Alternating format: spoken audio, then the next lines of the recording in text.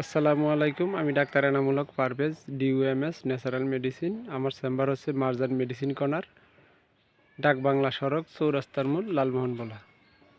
আমার আজকের বিষয় হচ্ছে যারা দীর্ঘদিন গ্যাস্ট্রিকের ওষুধ খাচ্ছেন, এই বিষয় নিয়ে একটু আলোচনা করতে চাচ্ছি।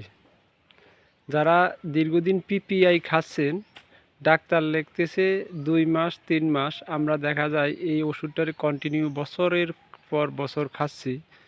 তাদের যারা দীর্ঘদিন গ্যাস্ট্রিকের ওষুধ খান তাদের পেটে ক্যান্সার হওয়ার চান্স থাকে এবং হার্টের সমস্যা হওয়ার চান্স থাকে, কিডনি সমস্যা হওয়ার চান্স থাকে এবং হাড় ক্ষয় হয়। এজন্য ডাক্তারের পরামর্শ ছাড়া আমরা কোনো গ্যাস্ট্রিকের বড়ি খাবো না। দীর্ঘদিন গ্যাস্ট্রিকের বড়ি না খেয়ে পরামর্শ ছাড়া প্রয়োজনের অতিরিক্ত কোনো কিছুই ভালো না। এজন্য আমরা গ্যাসের বড়ি 1 মাস অথবা 2 মাস খাবো, এটাই নিয়ম। আজকে এ পর্যন্তই শেষ। আমি ভালো আছি, আমরা ভালো থাকবেন। আমার চ্যানেলটা যদি একটু ভালো লাগে,